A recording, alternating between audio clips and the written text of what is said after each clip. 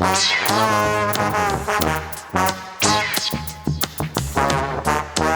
Messieurs, Laurent Paquin.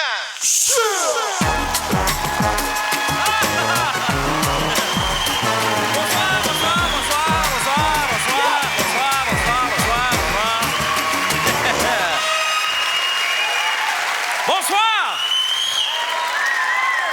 Ça va bien? Oui! C'est bon, là. OK. Eh, tabarnak. Non, mais des fois, c'est parce qu'on est obligé de répéter. J'ai rien compris, ça va bien, mais là, c'est beau, ça va. C'est bon.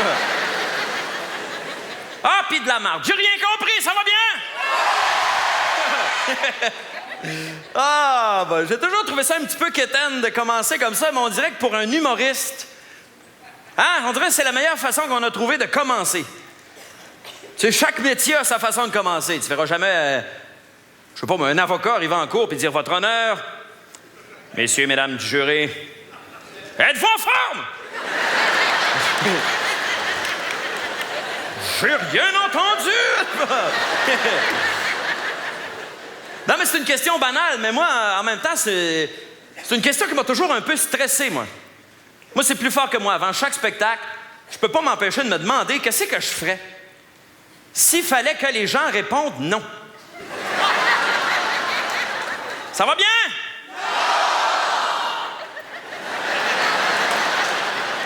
Ouais, je serais fourré.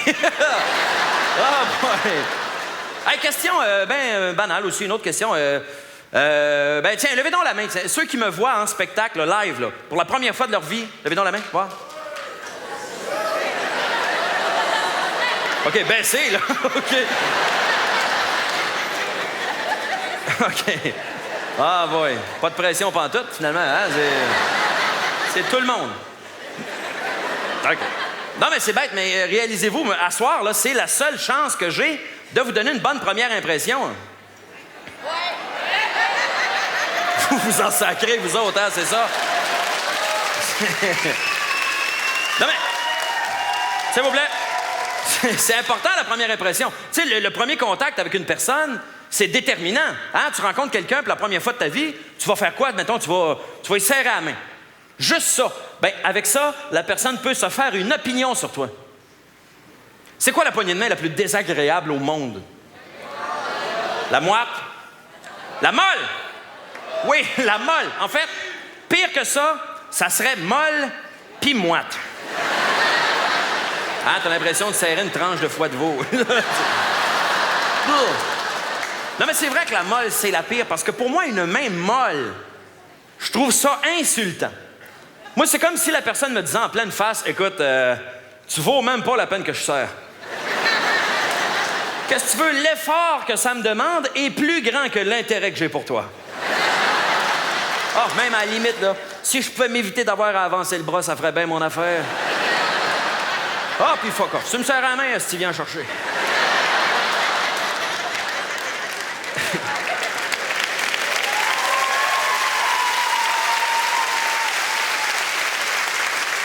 Je rencontre quelqu'un cette semaine. Je rencontre une personne, c'est la première fois de ma vie que je lui parle. La personne, c'était un gars. Tu sais, me semble là-dessus, normalement, un gars, tu peux t'attendre à, je sais pas, une poignée de main virile.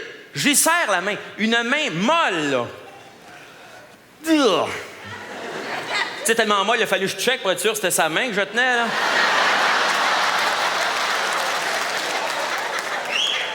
Surtout qu'elle était moite. C'est important, le premier contact. Pas juste avec les gens, là, mais mettons, la première fois que tu fais affaire avec une compagnie, hein, c'est ça qui décide si, après, tu vas continuer avec cette compagnie-là. Moi, la première fois que j'ai pris l'avion, OK, c'était pour aller en France. Bon, je veux pas écœurer le monde avec ça, là, mais bon.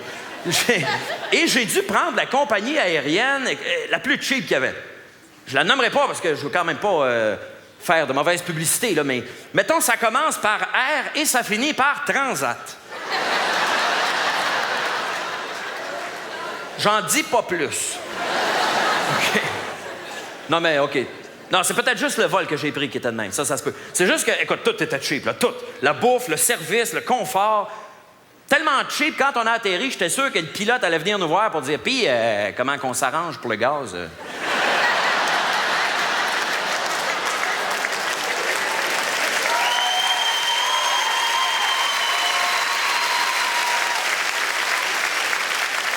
Le premier contact aussi avec les Français. Quand je suis arrivé là-bas, ça aussi, c'est quelque chose. Y en a-tu qui ont déjà été en France ici? Oui. Ben, ceux qui y sont allés, vous le savez, quand tu arrives là-bas, des fois, tu es déstabilisé parce qu'il y a plein d'expressions qu'on n'emploie pas chez nous. Mais moi, je trouve que le plus mélangeant, c'est les expressions que eux autres emploient et que nous autres aussi, on emploie, mais qui ne veulent pas dire la même affaire pantoute. Un bon exemple, pour moi, c'est le mot turlute. Hein, vous savez c'est quoi la turlute? Hein, au Québec, la turlute, c'est l'espèce de chant folklorique, là. Tu sais, la bolduc, ces affaires-là. Moi, ma grand-mère était une experte là-dedans. Sauf qu'en France, on m'a expliqué que le mot turlute, ça avait une signification plus sexuelle, mettons. OK, pour être plus clair, disons qu'on reste quand même dans la tradition orale. Je sais pas si je peux être plus clair que ça, là. C'est une pipe, Chris, bon. Et, non, mais il y en a, faut tout le dire, regarde. Et un soir, j'étais à Paris, et sur un coin de rue, il y a une jeune femme comme ça qui me propose de me faire une turlute.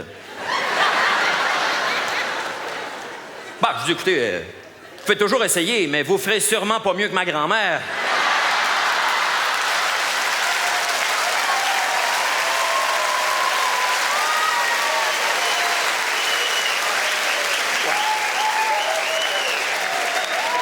Des beaux souvenirs de voyage, là. C'est important, la première impression, mais il faut faire attention, il ne faut pas toujours se fier à ça, parce que des fois, on se fait une image de quelqu'un à un moment donné, puis on découvre qu'on s'est trompé, tu sais. C'est pour ça qu'il y a des trucs. Tu sais, mettons, tu rencontres quelqu'un. Tu sens que ça clique avec la personne, mais t'es comme jamais sûr à qui tu as affaire. Un truc bien simple, c'est d'amener la personne au restaurant. Et tu regardes comment la personne mange. Apparemment, j'ai lu ça quelque part, la façon de manger en dit très long sur notre façon de faire l'amour. Apparemment, j'ai lu ça. Un exemple, OK? Mettons, t'es un gars qui mange son assiette super rapidement. Tu sais, le gars prend même pas le temps de mastiquer, il gobe tout, là, t'sais.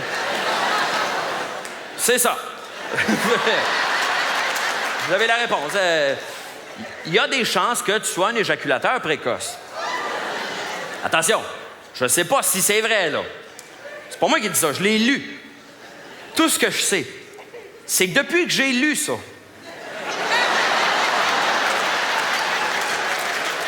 il m'a dit que je prends le temps de mastiquer. Moi, ma mère, elle m'a tout le temps dit, tu sais, qu'il fallait prendre mon temps, qu'il fallait mastiquer mes aliments, mais elle m'a jamais dit que c'était pour ça. Mange comme il faut, là, si tu veux pas venir trop vite quand tu vas être grand, hein?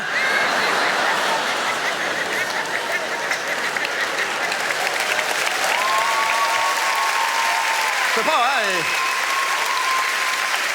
Et il disait dans l'article que si tu manges ton assiette de façon méthodique, tu sais, le gars qui coupe son steak en petits carrés tout égal, tu manges tes aliments dans un ordre bien précis, il faut pas que tes aliments se touchent, t'es probablement quelqu'un de vraiment plate au lit. Et si tu manges toute ton assiette, tu liches la sauce puis tu piges dans l'assiette de la personne en face, t'es probablement juste un hostie de cochon. C'est juste ça. C'est tout.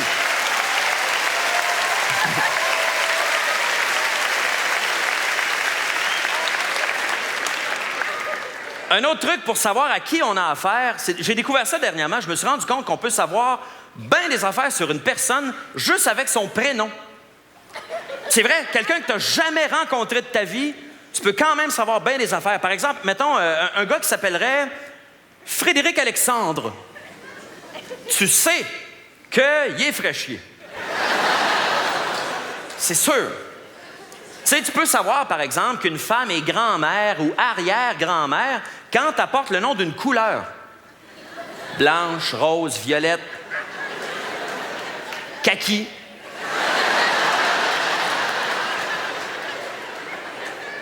Un enfant qui s'appelle Steve, Kevin ou Nancy, tu sais que ses parents ne parlent pas anglais.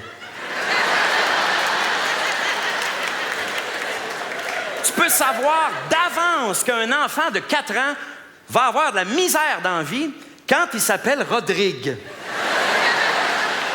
Puis s'il s'appelle Rodrigue Junior, c'est parce que son père a voulu se venger. Hein, il y a des prénoms... c'est tout juste moi, on dirait qu'il y a des prénoms que ça marche pas pour un enfant. Tu sais, mettons, je vous dis Roger. Ah, il n'y a personne qui imagine un gars en bas de 50 ans, là. Non, je veux dire, mettons, quelqu'un commence une phrase en disant « Je suis allé voir Roger hier ». T'imagines que la phrase va finir par « Puis il m'a montré son nouveau set de patio ». Tu penses pas que la phrase va finir par « Puis il était assez cute avec ses petits pieds, là ». Hein, le petit Roger. Je m'imagine pas faire des proutes à la bédaine d'un Roger. Puis lui non plus, je suis certain. Tu sais, il y a des prénoms comme Gino. Tu sais, dites-vous ça des fois pour parler de quelqu'un, Gino. Ah, lui, c'est un Gino. Comment tu peux donner à ton enfant un nom qu'on utilise pour insulter du monde? Tu sais, tant qu'à ça, aussi bien de l'appeler « va chier ».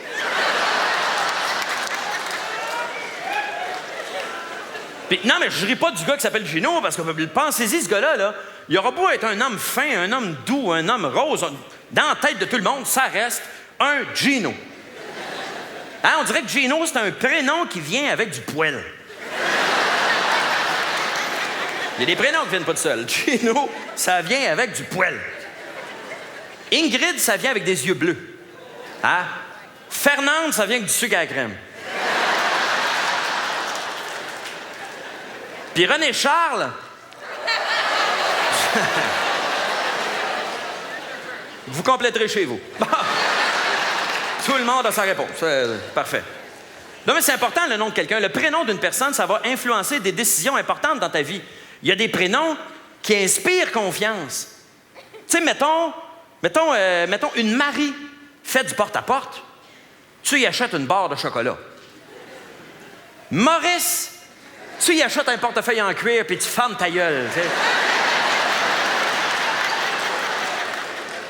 Le prénom va changer l'image que tu te fais d'une personne que tu n'as jamais vue.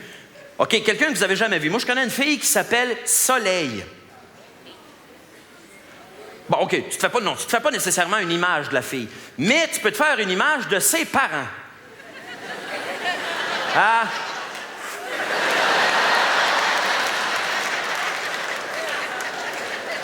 Tu sais qu'ils ont hésité longtemps entre soleil puis tisane. T'imagines le reste de la famille. Laurent, je te présente camomille, tofu puis papier à rouler.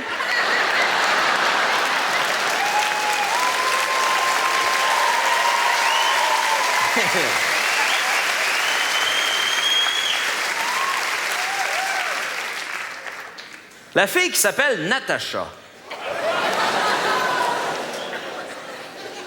Hey, cochonne! Hein?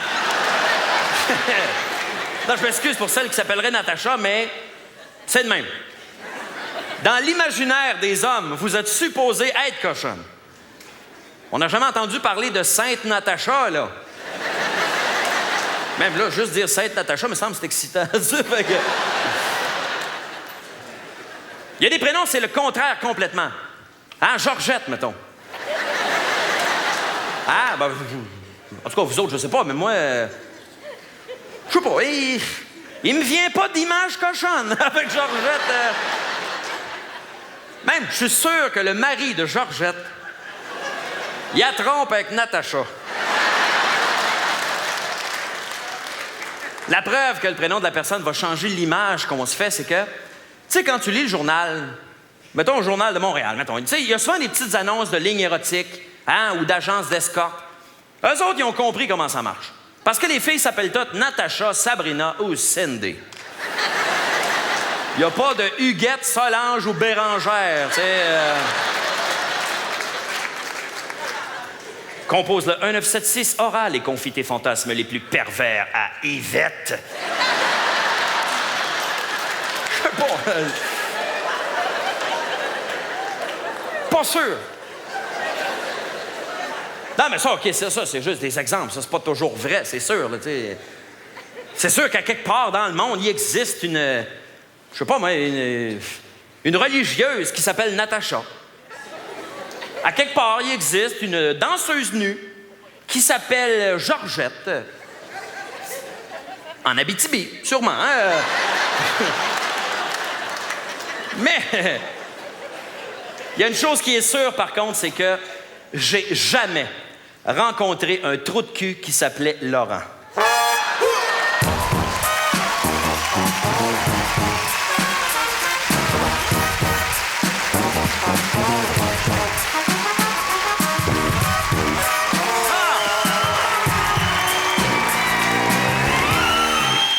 Merci. Ah! OK, question. Par applaudissement dans la salle, quels sont ceux qui se trouvent beaux bonhommes ou belles bonnes femmes? Y en a-tu? Soyez pas gênés. Ouais.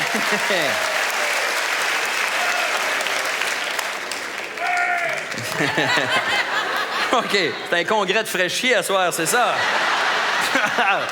Attention, les lumières sont allumées, je vous vois, moi, là. Non, vous faites bien, vous avez raison. Non, mais c'est vrai, parce que, tu sais, on pose souvent la question aux gens, puis les gens sont toujours gênés. Hein? On n'est jamais content de notre apparence. Il y a toujours de quoi qu'on n'aime pas. Il y a toujours de quoi qu'on aimerait changer. J'ai un exemple dans ma famille. J'ai une tante qui s'est fait enlever un grain de beauté dans le visage. Vous savez, tu sais, les gros grains de beauté noirs, là? Tu sais, avec des longs poils dessus, là. Moi, quand j'étais petit, je pensais qu'elle avait une araignée d'en face. J'ai bien vu que c'était pas ça, là, quand j'ai essayé de la tuer avec un 2x4, là, mais... Non, mais c'est vrai, la chirurgie plastique, c'est fou aujourd'hui, là. Ça marche comme jamais. Ils montraient les implants à ma mère dans un reportage. Ils montraient l'espèce de...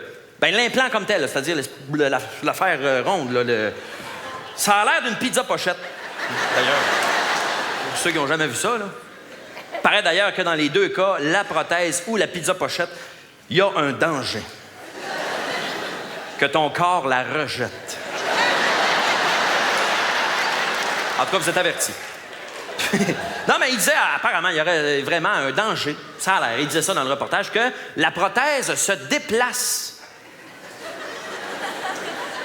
Je sais pas si c'est vrai, hein? Moi, j'imagine la fille est dans son char, elle conduit, d'un cas, elle pogne une bosse, bang! Elle se ramasse avec des épaulettes.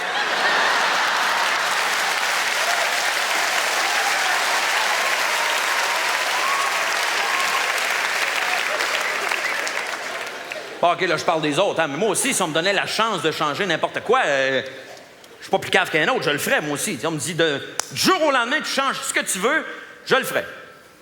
Personnellement, ce serait ma pilosité. Oui, je suis un homme poilu. Ça a l'air à vous énerver, Kélian. Non, mais sérieusement, moi, je dis que tous les hommes naissent égaux. Mais les hommes poilus partent une coche en arrière. Bon, les femmes poilues, c'est 2 coches en arrière. En arrière de ça, il y a ma tante. Ah non, mais tu sais que je me suis déjà fait laisser par une fille parce que j'étais poilu. C'est grave, là.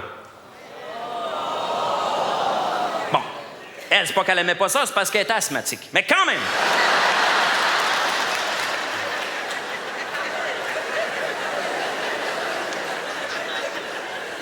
Le pire, je pense, c'est les commentaires insignifiants. Tu sais, des petits commentaires poches, là, dans le genre et que ça doit pas être drôle d'être poilu de même. Ah! Qu'est-ce que tu veux répondre à ça? Ah, c'est écœurant, mon gars. Moi, quand je pogne la chair de poule, si je déchire mon linge.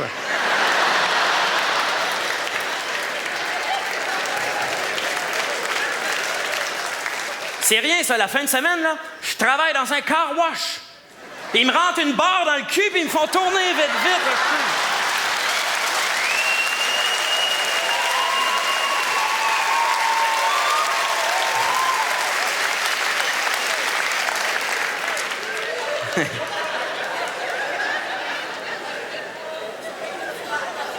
Oui, je le sais, il se crée une image, hein. Non, mais il faut le dire, le poil n'est pas en mode, mais en même temps, je veux pas chialer, parce que je sais que pour les femmes, c'est plus exigeant. Hein, se faire les jambes, mettons, c'est pas mal plus de job, là. Moi, ma blonde, elle le fait. Elle haït ça pour tuer, mais elle le fait pareil. Faut juste pas que j'y en parle.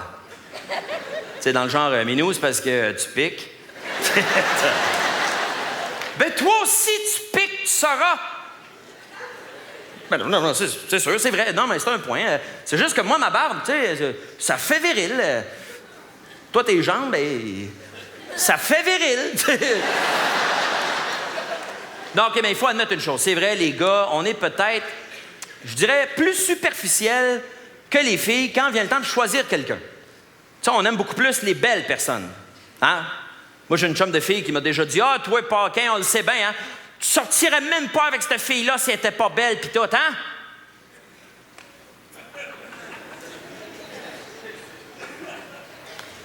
Colin, c'est vrai. Non, ça a l'air chien quand tu le dis de même, mais quand tu y penses comme il faut. Hein? Y a-tu quelqu'un dans la salle ce soir? Honnêtement, quelqu'un là, qui peut dire vraiment, moi, mon chum ou ma blonde, hey, lettre!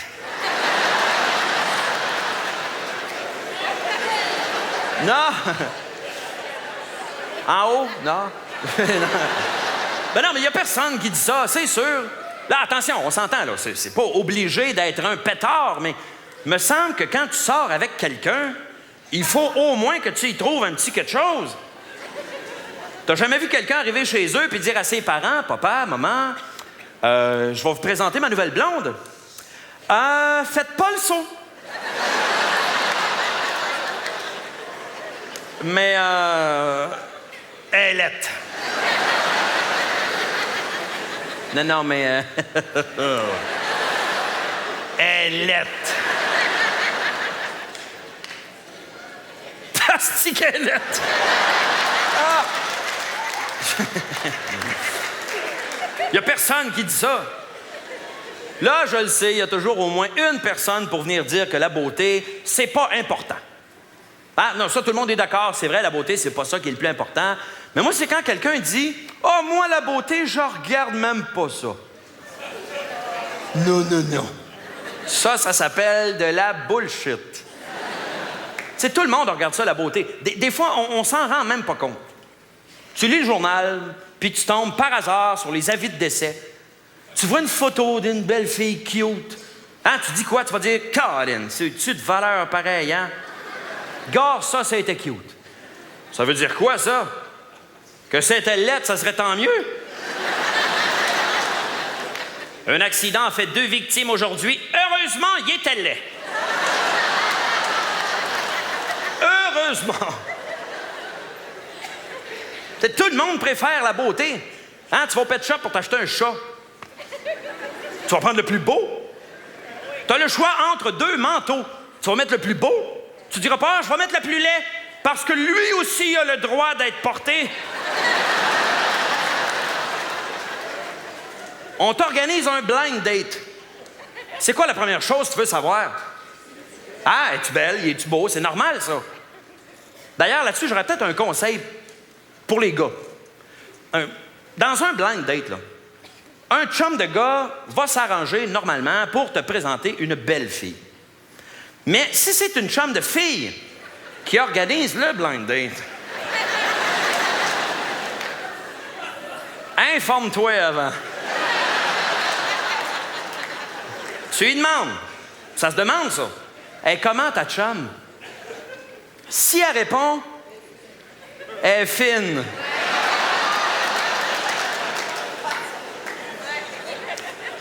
Elle est. Si elle dit, ben, elle a un style. Elle est. Ou en tout cas, moi, je la trouve belle. Elle est. Et attention, il y a un piège. Si elle vous dit, elle a un beau visage.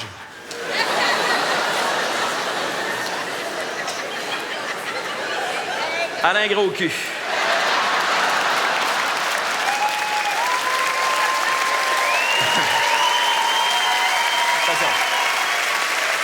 Ça, c'est pas grave, ça. C'est pas grave, ça, c'est des détails, ça. Pour moi, je veux dire, moi, je regarde même pas ça. Non, mais ce que je veux dire, honnêtement, je pense qu'il n'y a rien de plus chiant que de rencontrer une super belle personne qui essaie de te faire à croire que c'est donc pas facile d'être belle.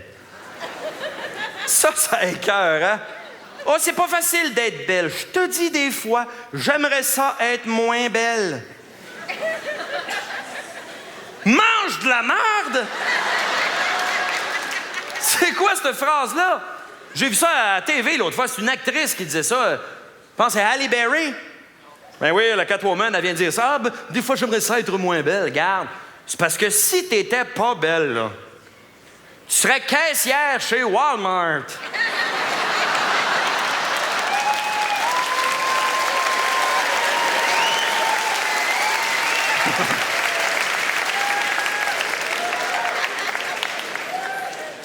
Je viens-tu te fesser sur une caissière, moi, là?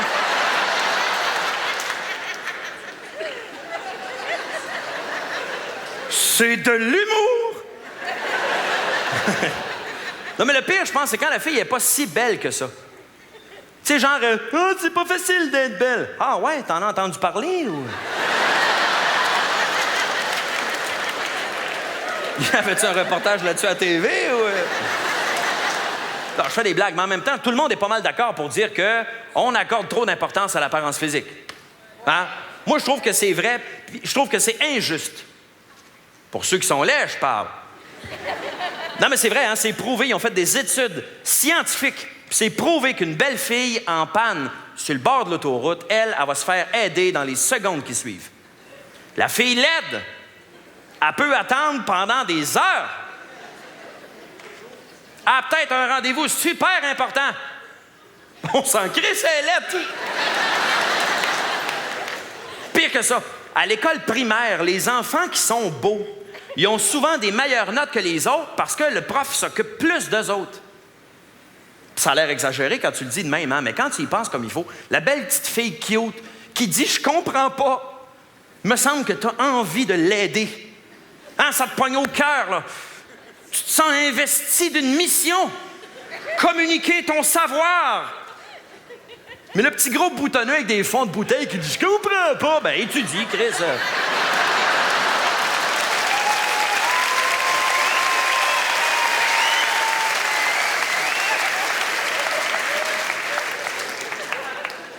J'ai étudié, moi.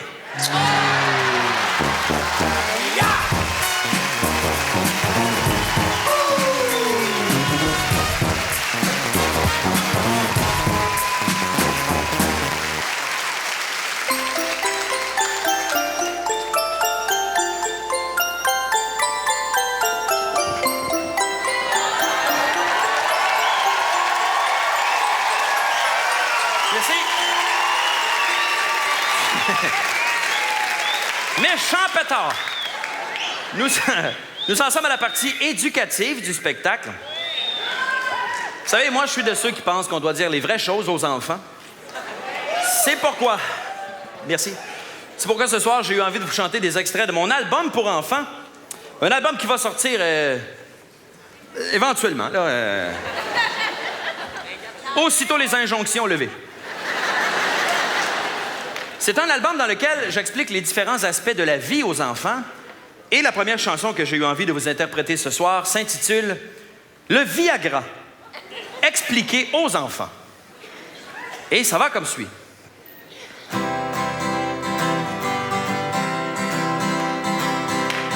Papa était un peu marabout ce matin. Tu as remarqué que maman souriait moins. Toi, tu voudrais voir le bonheur revenir chez vous. Mais ce n'est pas de ta faute si papa bande mou.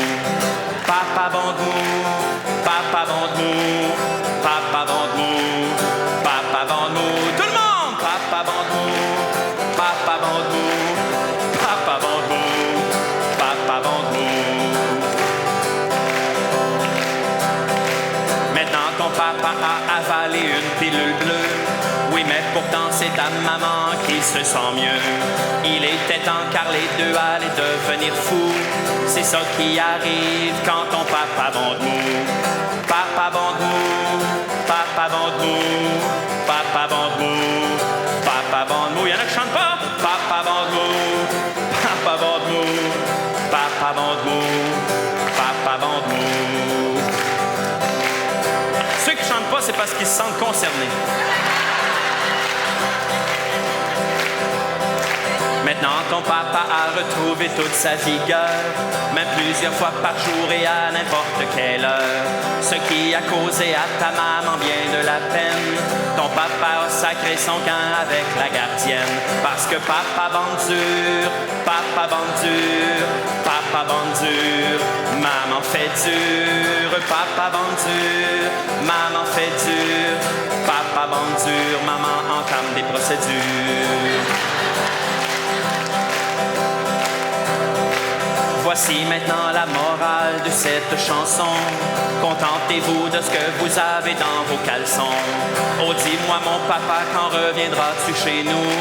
On s'ennuie tous de l'époque où tu bandais mou. S'il te plaît, papa, bande-mou. Papa, bande-mou. Papa, bande-mou. Papa, bande-mou. S'il te plaît, papa, bande-mou. Dernière fois. Papa, bande-mou. Papa, bande-mou. Papa, bande-mou.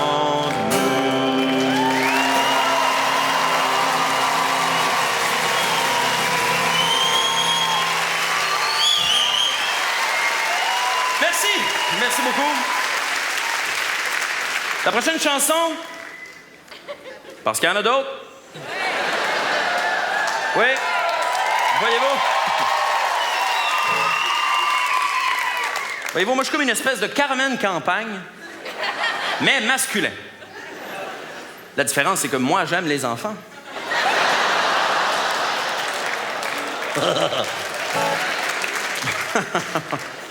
C'est une chanson qui, mon Dieu, dans la lignée des grandes chansons de Passe-Partout, genre je te donne des sous, tu me donnes ton aide. Je sais pas si vous vous rappelez, là, je parle des vieux Passe-Partout, là. Les bons Passe-Partout. L'époque où le pot était considéré comme un outil pédagogique, là. Ah, tu fumais 1 gramme et t'écrivais une saison complète de Passe-Partout dans ce temps-là. Hey, parce qu'on s'entend que la fille qui passe son après-midi à attraper des bruits... Elle n'a pas fait ça à jeun, elle, là. Enfin, là n'est pas le propos de la chanson. C'est une chanson dans laquelle j'explique les différents métiers aux enfants et elle s'intitule tout simplement « Les différents métiers expliqués aux enfants ». Et ça va comme suit.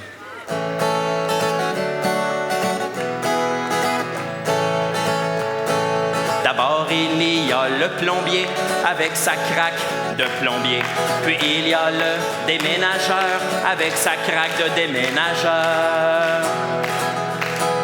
Le vigneron fabrique du vin, le cuisinier fabrique des hors-d'œuvre, le boulanger fabrique du pain, le policier fabrique des preuves.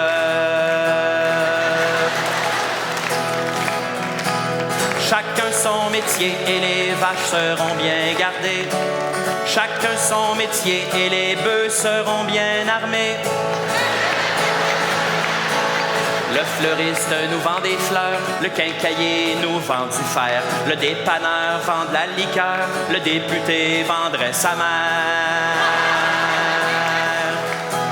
Le pêcheur pêche du poisson, le poissonnier vend du poisson, la prostituée sent le poisson et le client est un poisson.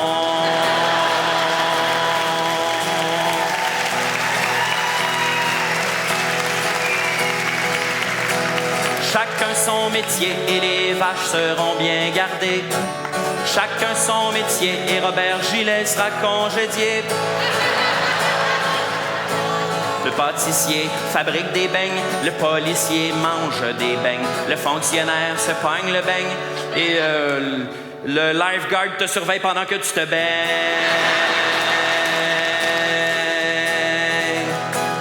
Chacun son métier et les vaches seront bien gardées.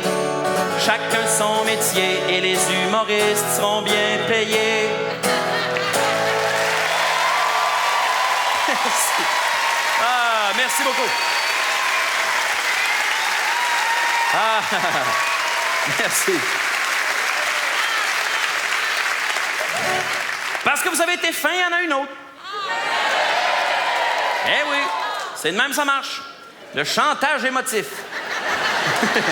C'est une chanson dans laquelle j'explique la vie aux enfants et elle s'intitule tout simplement « La vie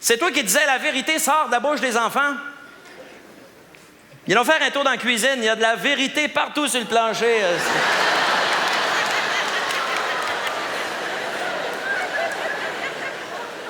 Je vais te dire, il n'avait sur le cœur. Une autre affaire qui me fait peur, j'ai peur de devenir un nouveau père têteux. Le nouveau père têteux, il est facile à reconnaître. J'ai plein d'amis comme ça. Nouveau père têteux, il y a des photos de son petit dans son portefeuille. Quand t'appelles chez eux, c'est le petit qui fait le message sur le répondeur. Il n'a jamais le temps d'aller prendre une bière avec toi. Ou, quand il va prendre une bière, il est toujours rendu sur le téléphone pour appeler chez eux, pour voir si tout va bien. Il rit plus quand tu fais des jokes de bébé mort.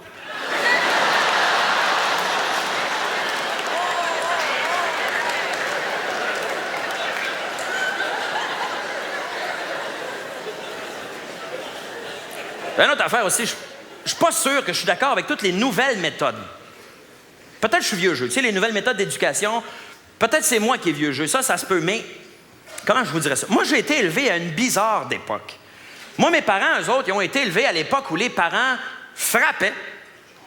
Puis nos enfants, ça va être l'époque où les parents expliquent. Moi, j'ai été élevé entre les deux. Moi, mes parents, ils t'expliquaient pourquoi ils te frappaient.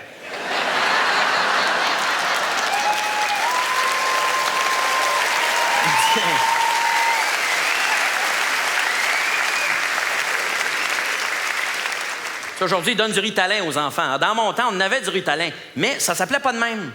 Ça s'appelait une tape sur la gueule, puis la posologie, c'était 1 aux 4 heures, puis 2 avant d'aller se coucher. Puis crée-moi, on se couchait.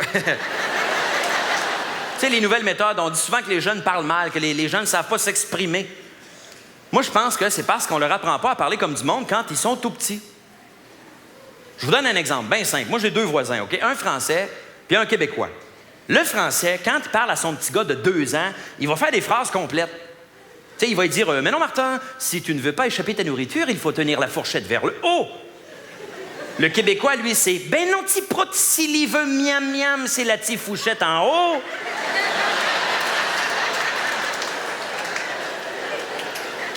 C'est quoi cette affaire-là, de parler comme des malades? Tu sais, le Français, avec son petit gars, il va faire une balade en voiture. Le Québécois, il va méner en vroom-vroom. Colin, une chance qu'on évolue. Imagine la police qui te donne un ticket. Les petits papiers, s'il vous plaît. Hein? Le petit monsieur méné trop vite. Là, on va prendre les petits papiers. On va souffler dans le petit ballon. Puis peut-être une petite semaine de prison. Hein? Ça, c'est 7 dodos.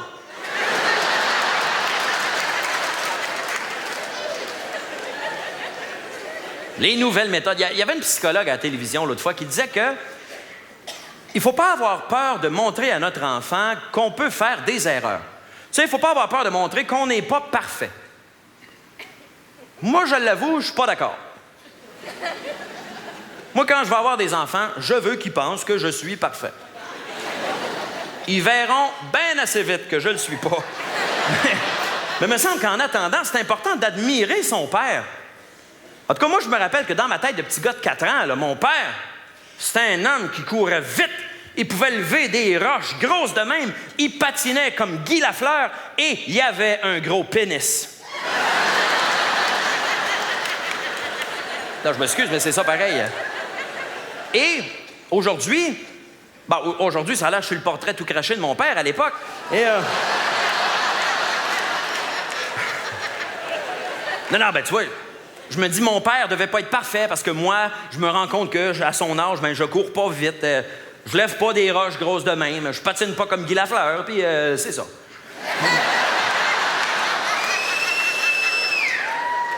Vous compléterez chez vous. Là, je parle de mon père, hein, mais ma mère aussi, c'était la personne la plus extraordinaire au monde. Et rappelez-vous, mais, tu sais, à 4 ans, mettons, tu sais, la mère, c'est la personne qui a le plus de pouvoir dans le monde entier, là. Plus que n'importe qui sur la Terre, plus que le pape, plus que le président des États-Unis même.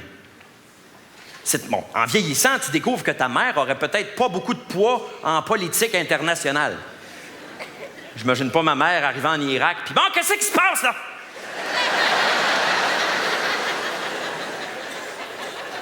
Accordez-vous donc, là, c'est tellement beau, l'accordéon! Bon, qu'est-ce qu'il a dit, là? Qu'elle allait t'arracher la tête? Voyons, il dit ça pour t'agacer. Occupe-toi-en pas! Mon père aussi avait du pouvoir, attention. Sauf que son pouvoir était différent. Mon père, il avait juste à dire ton prénom. C'est tout. Et tu comprenais. Ma mère pouvait me dire 30 fois de me calmer. Mon père disait, Laurent... Ça finit là. Si la vie était aussi simple partout dans le monde, il n'y aurait plus de guerre, là. Oublie ça, la guerre. T'envoies mon père en Afghanistan, où ça mort.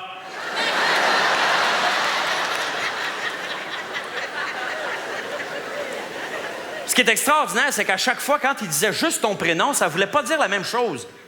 Mais à chaque fois, tu comprenais quand même. Tu sais, genre, je sais pas, mon père était en train d'écouter la télévision. Moi, j'étais en train de jouer à terre dans le salon. D'un coup, il dit, Laurent... Ça voulait dire, arrête de faire du bruit, j'écoute la TV, sinon tu vas aller coucher, tu créeras même pas ça. Moi, j'ai tout compris. J'arrive en retard de l'école. Mon père dit, Laurent... Ça voulait dire, pourquoi es-tu en retard de l'école, mon fils? Moi, j'ai compris ça, en tout cas. Fait que je répondais, je suis en retard, oui, je sais, c'est parce qu'en chemin, j'ai arrêté de jouer chez mon ami Paul, puis j'ai pas vu le temps passer, puis Laurent... Ça voulait dire bullshit, nous pas. On a appelé chez ton ami Paul, puis t'étais pas là.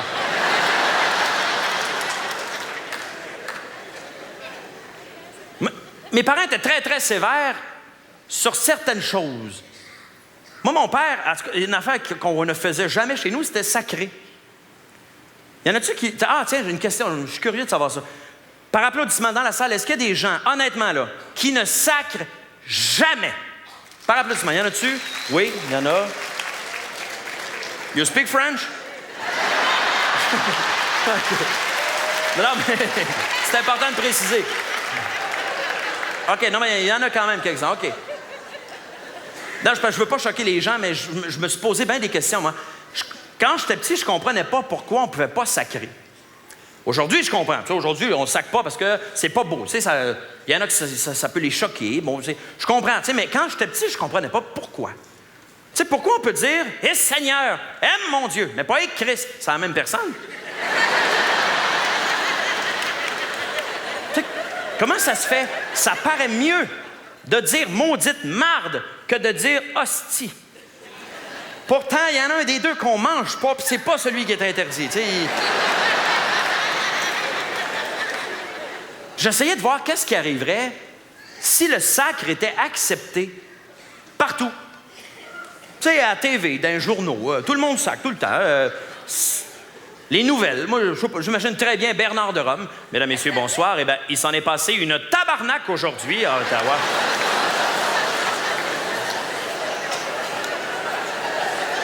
Le ministre de l'Environnement s'est fait calisser dehors. Ou la publicité. J'imagine très bien des slogans comme Molson vous dit, vire-en donc une crisse. Ou encore, avez-vous déjà souffert de douleurs et de démangeaisons dues aux hémorroïdes? Moi, oui.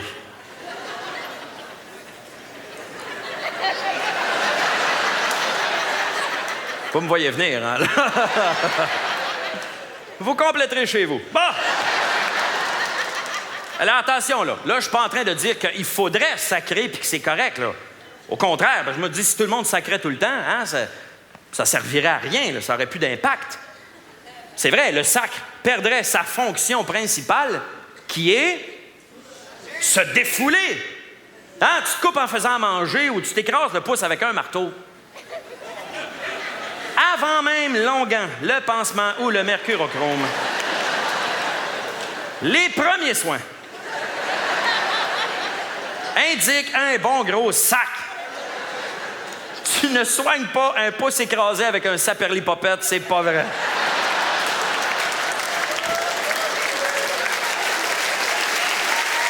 c'est sûr.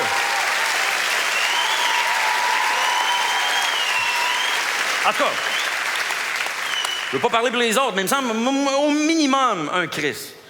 Un petit, là. Ou un calice. Ou un tabarnak.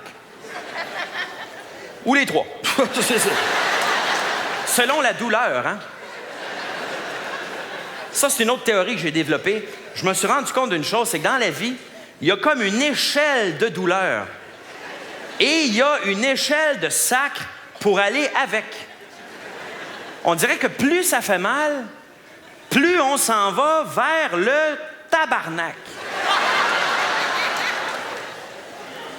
C'est tout. C'était ma théorie. Je voulais vous en parler.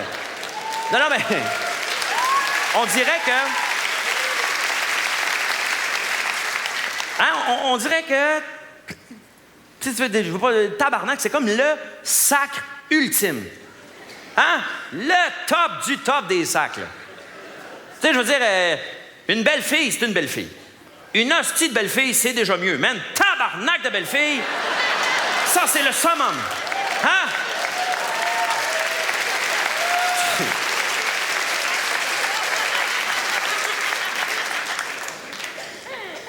Je vous ai pas choqué? Ça va?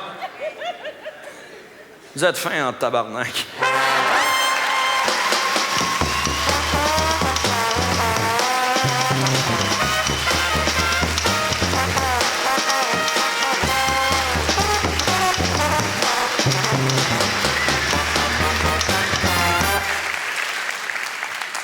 Vous savez, dans la vie, il y a des gestes qu'on pose par amour pour quelqu'un. Hein, tu rencontres une fille, puis tu te mets à faire des folies, tu te fais tatouer son nom, tu te payes des voyages, tu te laves, bon. Et...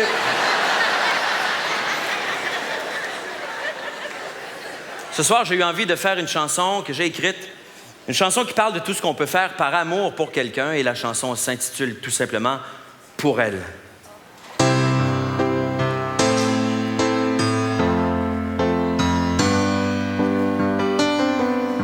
Je ferais des châteaux de cartes sur le dos d'un cheval. Je boirais du jus de pied, je voterais libéral. Je gagerais toute ma fortune sur une paire de valets. Puis je pense que j'irais même jusqu'à apprendre l'anglais. Je refuserais un trophée au gala de la disque. Je me déguiserais en beigne dans un poste de police. Je m'en irais pitcher des œufs sur les motards. J'irais à la fureur chanter du Michel Richard. J'échangerais mon Tide contre une marque concurrente. Je ferais du pédalo sur la 40. J'achèterais pour 1000 piastres de jujube à une scène. Je mangerais du gel au vert, je cruiserais des ontariennes. Je paierais mon loyer avec des bouteilles vides. Je laverais mes lentilles avec l'insecticide. Je me promènerais tout nu dans la cour d'un couvent. J'utiliserais du Vicks en guise de lubrifiant. J'irais jusqu'à affronter le pire des maniaques. Je sculpterais son visage dans de la bouse de yak. Je tuerais un requin avec un couteau suisse. Je lancerais des écrevisses sur une plage de nudistes. J'irais à l'hôpital entarter des enfants. Je chanterais I Feel Good sur l'étage des mourants. Et si je me retenais pas, ah oui, je vous le dis, je pense que j'irais même jusqu'à faire des folies pour elle.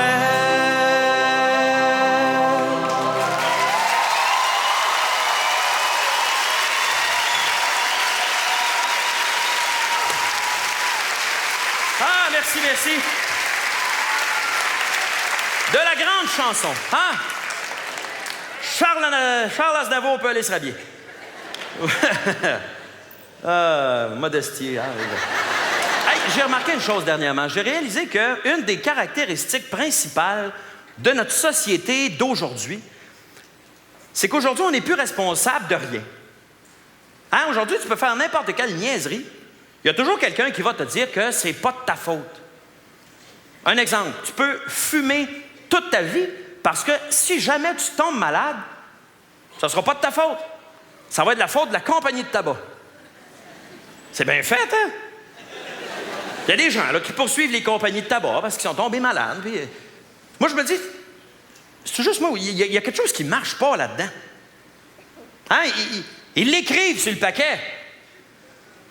Puis tu peux pas dire que c'est pas clair, là. Tu sais, avant, c'était le danger pour la santé, croît avec l'usage. On s'en fout, là, c'est quasiment cute, là. Mais à cette heure, c'est fumer peut vous tuer. Qu'est-ce qu'ils veulent dire par là, hein? C'est pas clair, là. La cigarette cause le cancer. Quel mot t'as pas compris? Tu sais, fait que là, le gars tombe malade, c'est la faute de la compagnie de tabac. T'es gros, c'est la faute à McDonald's. T'es sourd, c'est la faute à Playboy.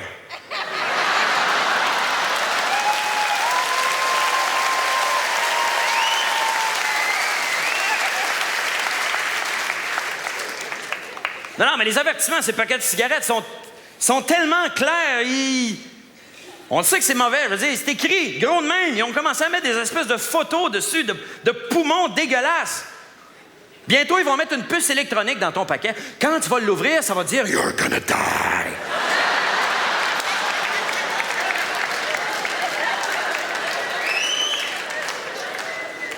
Hey Bob, veux-tu une cigarette? I'm gonna kill you.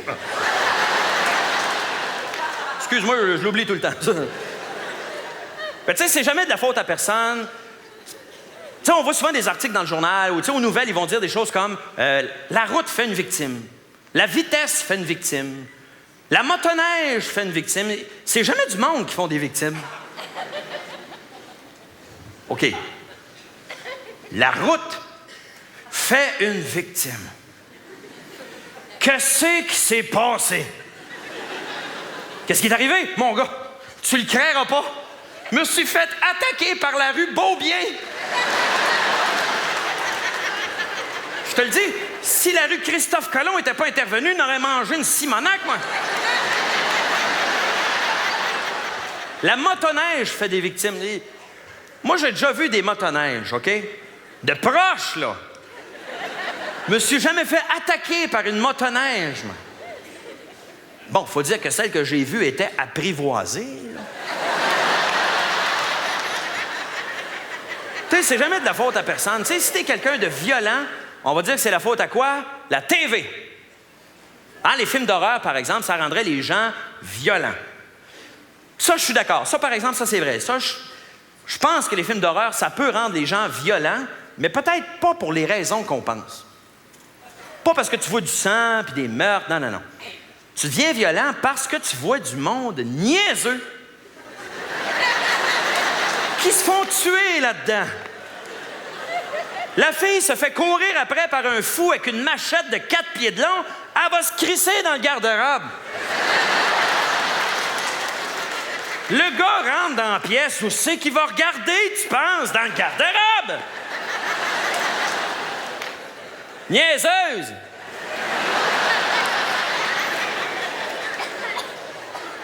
Il n'y a même plus de thrill, moi aussi, j'ai envie de la tuer.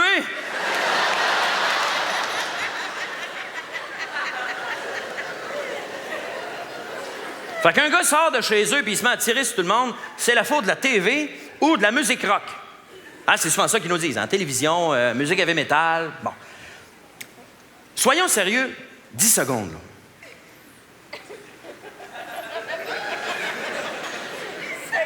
Pas facile, hein?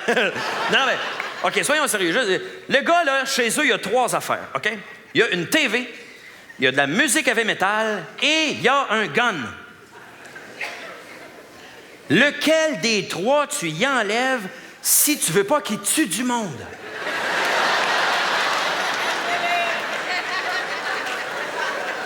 Quoique dans certaines émissions, je me dis que c'est à la TV, mais bon, en tout cas. Non, mais moi, j'ai pas été élevé de même. Moi, chez nous, quand je faisais une gaffe, c'était de ma faute. Mon frère faisait une gaffe, c'était de sa faute. Ma mère faisait une gaffe, c'était de notre faute. Faut assumer. Tu sais, si, mettons, moi, je décidais à soir, tiens, de tromper ma blonde, faut que j'assume, là. Je peux pas dire, ah, c'est à cause du décolleté de la fille. Non, non, non. C'est parce qu'elle s'appelle Natacha. Pas ma faute.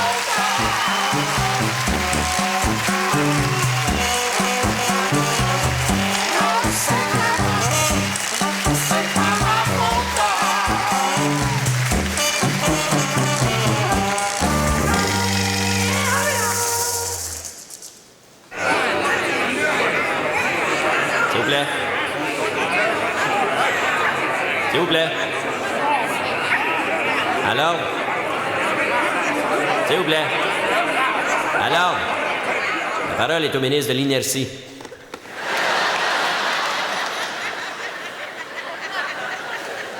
Monsieur le Président, pour répondre à mon collègue d'en face, je pense qu'il est important de tenir compte de chacun des éléments en présence de manière à permettre l'établissement d'une structure viable qui ira dans le sens d'une résolution qui permettra à tous et chacun de trouver satisfaction en fonction des besoins, des attentes, toujours dans l'optique de permettre l'établissement d'une politique structurée, démocratique et efficace. J'espère que j'ai été clair.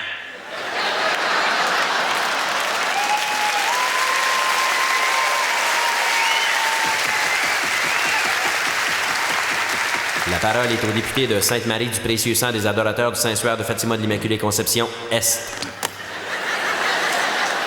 Monsieur le Président, j'ai une impression voisine de la certitude à l'effet que le ministre essaie de faire à la population ce qu'on se fait généralement à soi-même durant l'adolescence. Ou quand notre femme s'endort trop vite. Monsieur le Président, je pense que mon collègue d'en face aurait compris ce que je voulais dire s'il n'était pas originaire d'une région où les familles ont tendance, depuis des générations, à garder leur bagage génétique entre elles.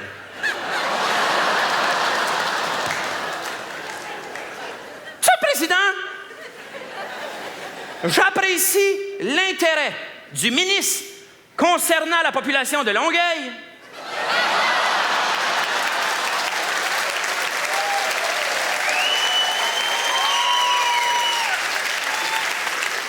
Il me permet de lui souligner le fait que quand je pense bagage génétique, il me vient inévitablement à l'esprit l'exemple de la femme du ministre qui semble déterminée à partager le sien avec le plus grand nombre de personnes possible. Monsieur le Président, si vous me le permettez, j'inviterai mon collègue d'en face à bien vouloir laisser aller son système digestif, à relâcher ses sphincters et à s'asseoir sur le seul siège qui lui convienne vraiment pour accomplir ce geste qu'on accomplit généralement dans la solitude, un Reader's Digest à la main. Monsieur le Président, c'est avec un immense plaisir que je souligne au ministre le fait que le bon fonctionnement de mon système digestif lui est grandement attribuable.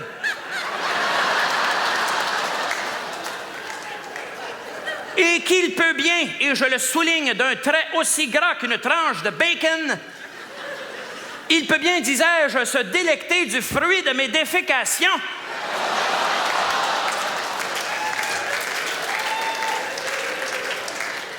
Monsieur le Président, je suis déçu. J'ignorais encore que l'on pouvait descendre aussi bas. Le choix de mon collègue d'en face de ne point respecter les règles élémentaires du bon goût et de la bienséance avec une allusion aussi disgracieuse sur la quantité de gras dans une tranche de bacon, je pense que les producteurs de porc méritent des excuses, Monsieur le Président.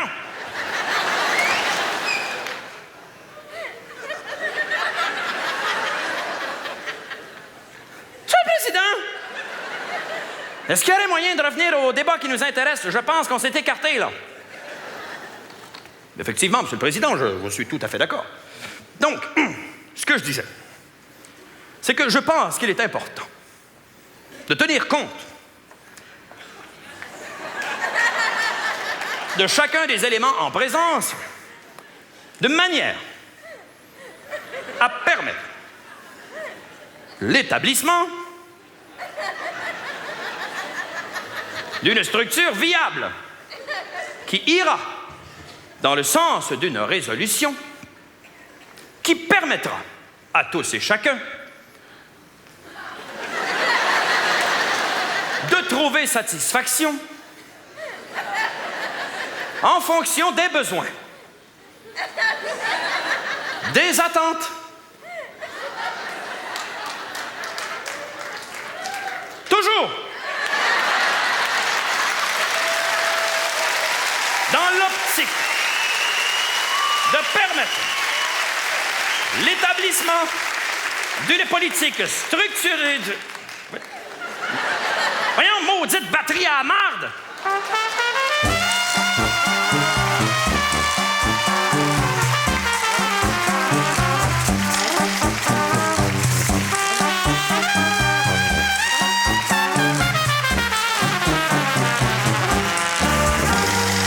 Ah!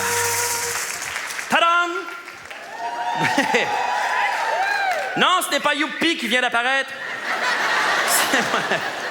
C'est ma chemise. Elle est jaune-orange. Bon, je sais, j'ai plus l'air d'une grosse crotte au fromage, mais bon. C'est question de point de vue. Hey, je voulais vous poser une question. Je me suis fait une réflexion dernièrement. Je voulais savoir si j'étais le seul à penser ça. Avez-vous l'impression des fois que les gens qui font les annonces nous prennent pour des caves? Good, parce que moi, je me suis dit, soit ils nous prennent pour des caves, soit ils sont eux-mêmes. J'ai eu la révélation à un moment donné. OK, j'étais dans mon auto. J'écoutais la radio. Puis à un moment donné, il y a une annonce qui commence à peu près comme ça. Tu sais. Venez voir des rabais allant jusqu'à 40%. Oui, 40%. Pourquoi ils répètent? Oui, 40%. Il pense-tu vraiment qu'il y a un gars à quelque part dans son salon qui écoute la radio puis qui dit « Hein, y a-tu dit 40%? Oui, 40%. » Ou des fois, ils répètent pas, mais ils vont te dire « Vous avez bien compris. » Comment tu peux savoir, toi, que j'ai bien compris? Qui c'est qui dit, toi, que j'ai pas compris? 80%, moi. Je peux-tu aller au magasin et dire au gars « Hey, il a dit 80%. Il m'a dit que j'avais bien compris. »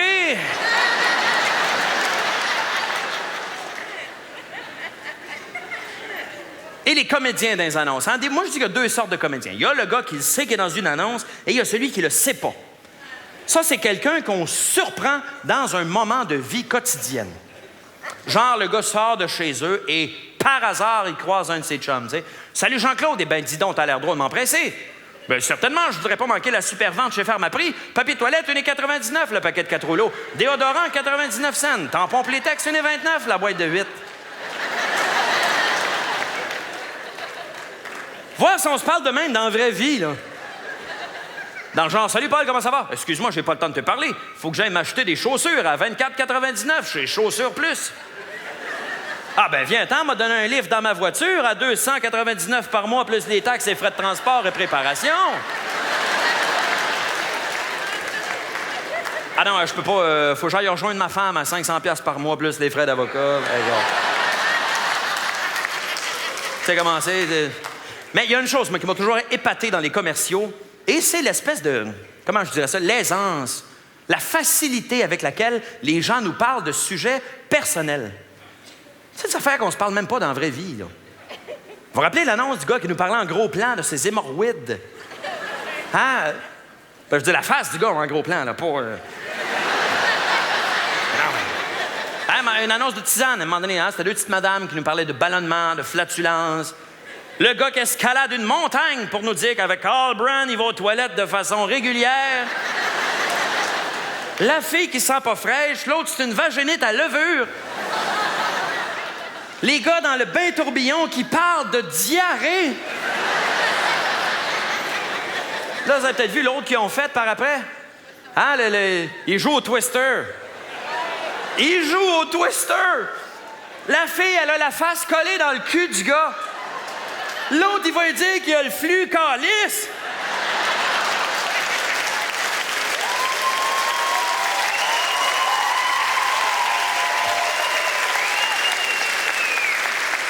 Donnez-nous un break, on est après souper, là!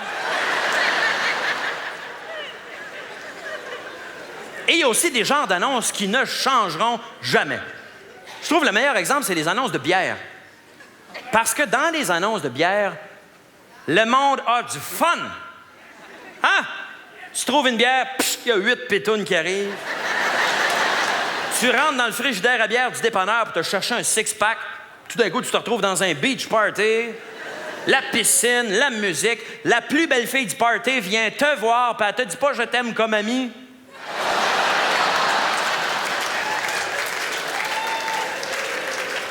Mais le monde, là, le monde dans les annonces de bière, là, le monde qui a du fun, avez-vous déjà remarqué qu'ils boivent jamais?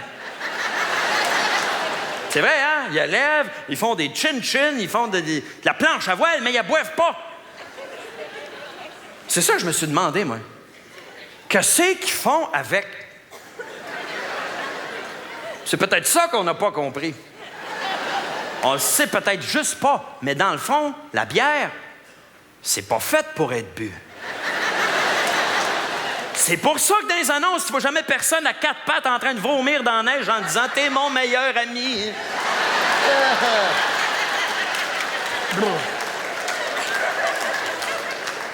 Parce qu'ils boivent pas. Un autre genre d'annonce, les annonces de couches. Ça, là, écoute, aussi loin que je me souvienne, mettons, ça va faire 30 ans que je vois des annonces de couches toujours plus absorbantes qu'avant. OK, je ne sais pas comment ça marche. J'ai pas d'enfant encore. Mais selon mes calculs, en 2010, on va avoir atteint un niveau d'absorption qui pourrait fucker l'écosystème. Une cargaison de couches se renverse dans l'océan Atlantique. Tu peux te rendre à Paris en char après ça.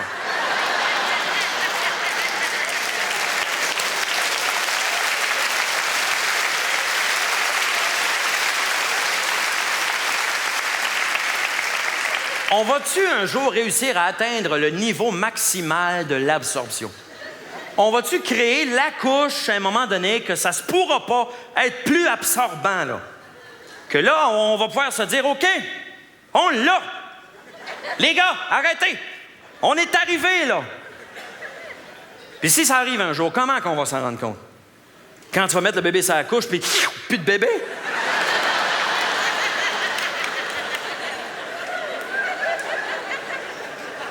Non, je le sais, ça a l'air niaiseux, mais bientôt, ce que ça va prendre, c'est des bébés qui pissent plus. Vite, donnez-y à boire, on va le perdre, là.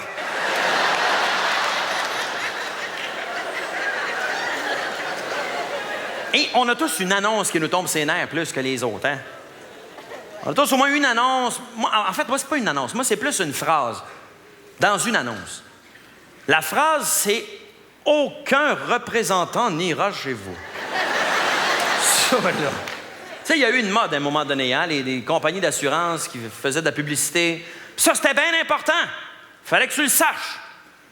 Il y avait le vendeur qui commençait et qui disait « Chez Norwich Union, vous êtes admis sans question sur votre santé et aucun représentant n'ira chez vous. » Là, il y a la petite madame qui arrive et qui dit qu'elle est assurée chez Norwich Union et aucun représentant n'est venu nous voir. Il y a son mari qui arrive. « Ben oui, on est assuré chez Norwich Union et aucun représentant n'est venu chez nous. » Là, il y a le vendeur qui revient. « N'oubliez pas, blablabla, aucun représentant n'ira chez vous. » C'est comme si la pire affaire qui pouvait t'arriver dans la vie, c'est qu'un représentant de Norwich Union vienne chez vous. Ils doivent être lettres en tabarnak.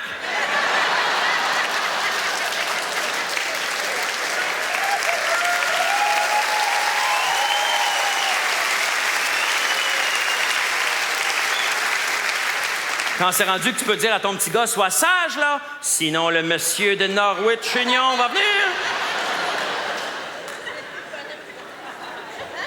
Et Et la publicité, moi, je suis pas contre ça, hein? Il y en a des très bonnes. Ça, non, c'est pas... Comment je vous dirais ça? Ce qui me dérange le plus... OK, je vais vous donner un exemple. Moi, là, j'ai pas de mémoire. Aucune. Pour des niaiseries. Des fois, on me demande mon âge, puis j'ai un blanc. J'appelle mon frère Benoît Philippe. J'appelle mon frère Philippe Benoît. Je rentre dans une pièce, puis en rentrant, je me rappelle pas qu'est-ce que je m'en venais faire. J'appelle quelqu'un, puis pendant que ça sonne, je me rappelle plus qui j'appelle. Tout ça dans la même journée. Mais pendant tout ce temps-là, je suis pas capable de m'enlever de la tête la Christie de toune chez Club Piscine. On joue dans l'eau.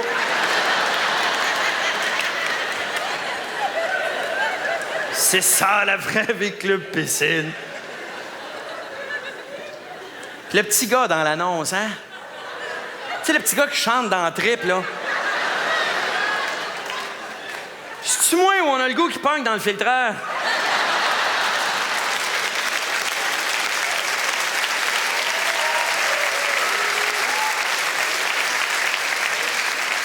En fait, non, c'est pas ça qui me dérange le plus. Non, ce qui me dérange le plus, la publicité, c'est ça nous fait faire des niaiseries.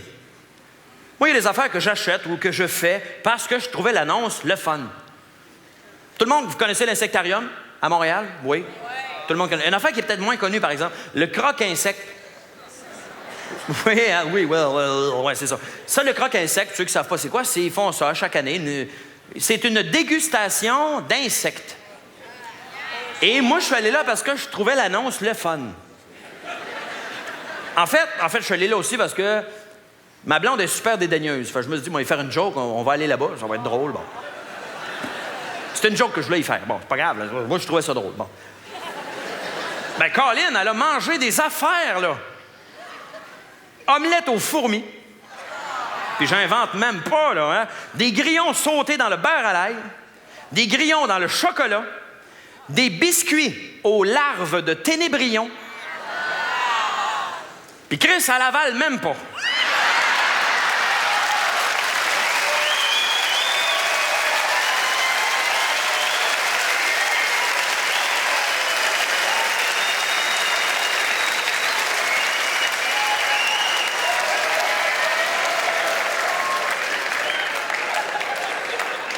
Tu vois qu'il y a un non-sens, là.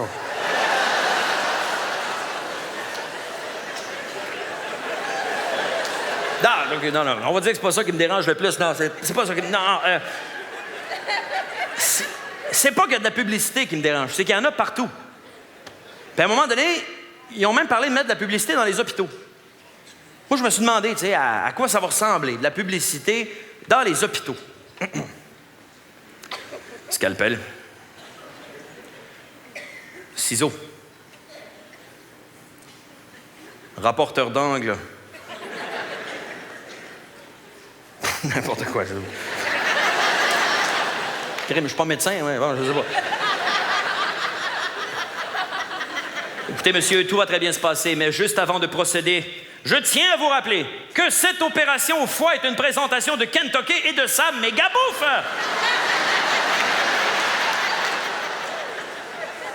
Aux soins intensifs, n'oubliez pas, chez Norwich Union, vous êtes admis sans question sur votre santé et aucun représentant n'ira chez vous. Anyway, vous y retournerez pas chez vous. Ou pire encore, il vous reste 6 mois à vivre. Profitez-en. Chez Ameublement Léon, vous ne payez rien avant 1 an. Tu peux sérieux? C'est nouveau! Amélioré! Écoutez, là, il me reste plus beaucoup de temps, fait que je vais vous faire tout de suite mon rappel.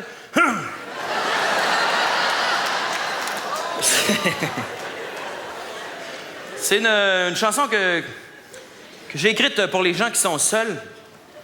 Il faut les aider. D'ailleurs, je pense que c'est Jésus qui disait « Si tu rencontres quelqu'un qui est seul et qui n'a pas d'amis, c'est peut-être parce qu'il est seul et qu'il n'a pas d'amis. »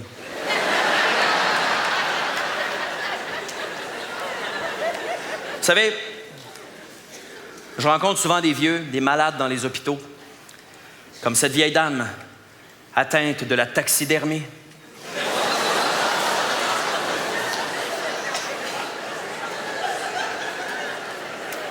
Ou ce vieil homme sourd, muet et aveugle qui me disait combien Dieu était grand de lui avoir laissé les jambes. C'est pour ça que j'ai écrit une chanson d'amour.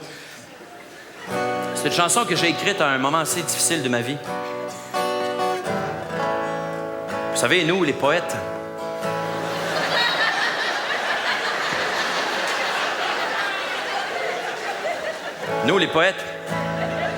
quand on vit des périodes tristes, on écrit des chansons. J'ai écrit cette chanson-là après que j'ai été laissé par la femme que j'aimais.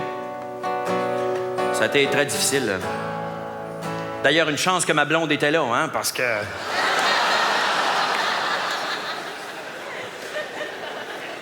Et ça va comme suit.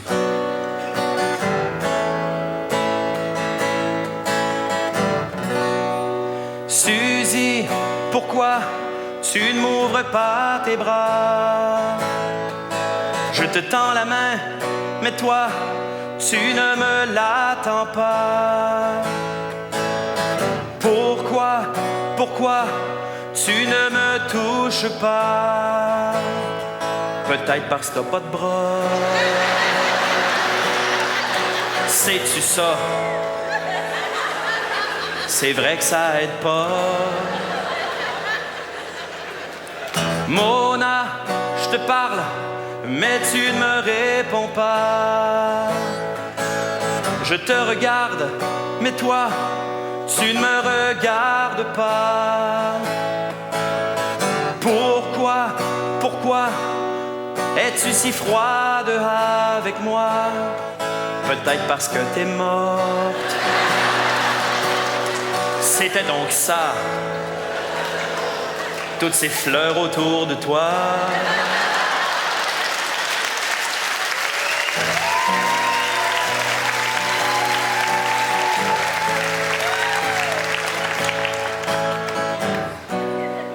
Je marche dans la rue et je suis seul.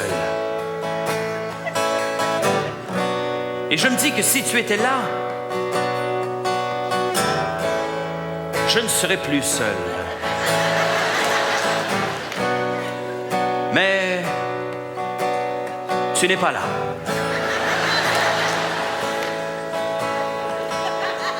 Donc je suis seul. J'ai vécu une période très difficile de ma vie. J'ai même pensé mourir, j'ai tout essayé. Je me suis jeté en avant du métro, ça n'a pas marché. Je me suis jeté en avant du Provigo, du IGA.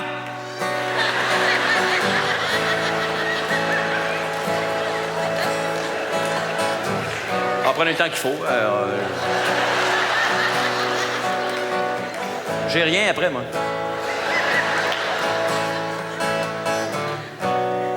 Je suis allé à la Croix-Rouge en disant « Bonjour, j'aimerais donner 60 litres de sang, s'il vous plaît. » Je me suis déguisé en orignal durant la saison de la chasse. Personne ne m'a tiré dessus, alors j'ai quitté le centre-ville. Finalement, je suis allé dans le parc des Laurentides où j'ai été embarqué par Faune Canada comme espèce rare. C'est sûr qu'un orignal qui prend un café chez Duncan, c'est rare. Des bœufs, moins, mais des orignaux, oui.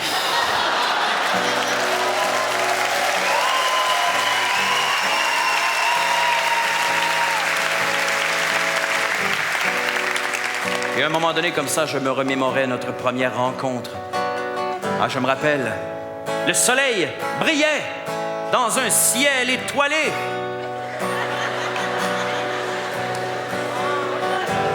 Le jour où tes yeux se sont croisés.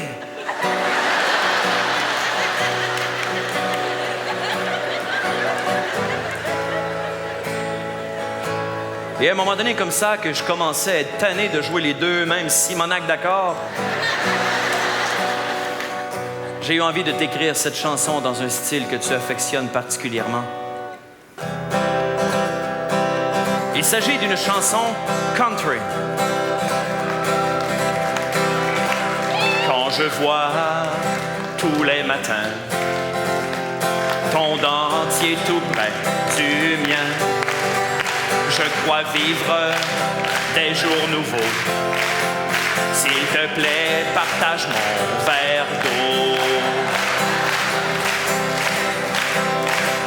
Donne-moi ce grain de blé, bien collé sur ton dentier. Je sais bien que tu y tiens, mais ce qui est à toi est aussi mien.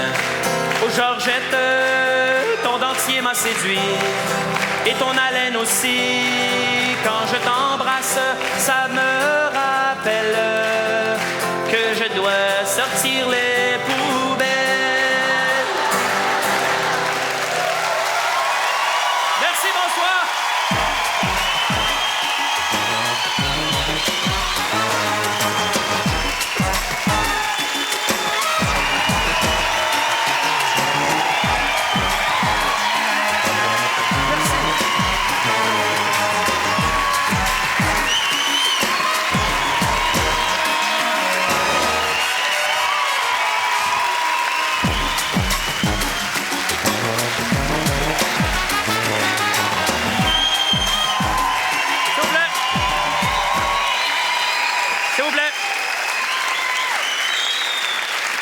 Écoutez, c'est la première fois de ma vie que je fais un deuxième rappel.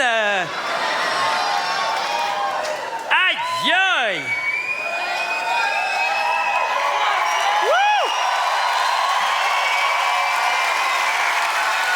Bon. J'avais préparé quelque chose au cas. C'est une chanson que j'ai écrite pour les gens qui sont seuls.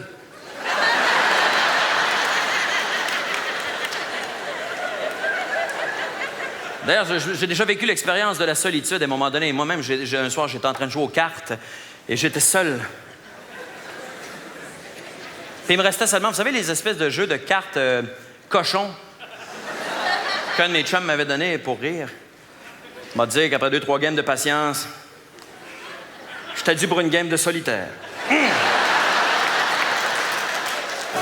C'est pour ça que j'ai écrit une chanson d'amour qui... Vous savez, tout à l'heure, j'ai brièvement fait mention de Dieu. La prochaine chanson parle de Dieu et elle s'intitule tout simplement « Jésus ». Vous êtes fourrés, hein, là? Et ça va comme suit. Jésus, Jésus, Jésus, Jésus, Jésus, Jésus, Jésus, je t'aime. Ceux qui savent les paroles, gênez-vous pas, là. Jésus, Jésus, Jésus, Jésus, Jésus, Jésus, Jésus, je t'aime.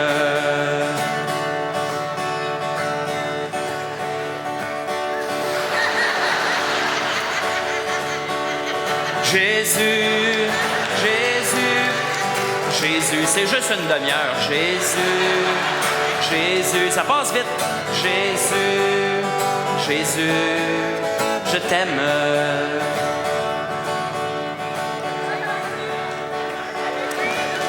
Moi, je connais une chanson. Là, vous vous demandez, il va-tu faire ça jusqu'à temps qu'on s'en aille, hein? Non. OK, on va dire qu'il y a un couplet quand même. Jésus a dit, aime ton prochain comme toi-même. Mais si t'aimes Jean Charest, t'as un asti de problème.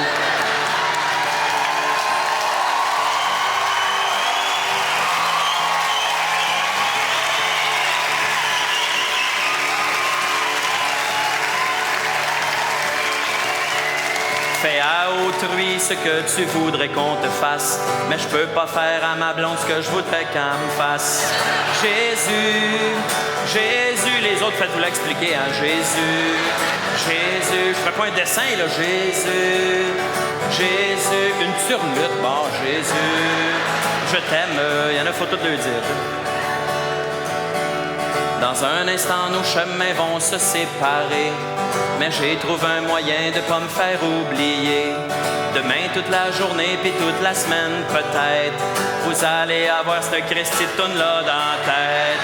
Jésus, Jésus, une dernière fois. Jésus, Jésus, Jésus, Jésus, Jésus.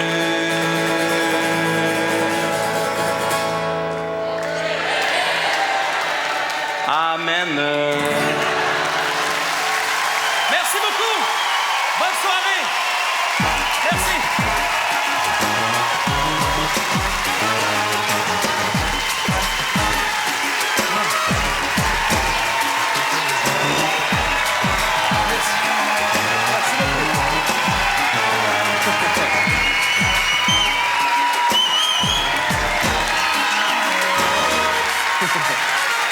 Merci beaucoup.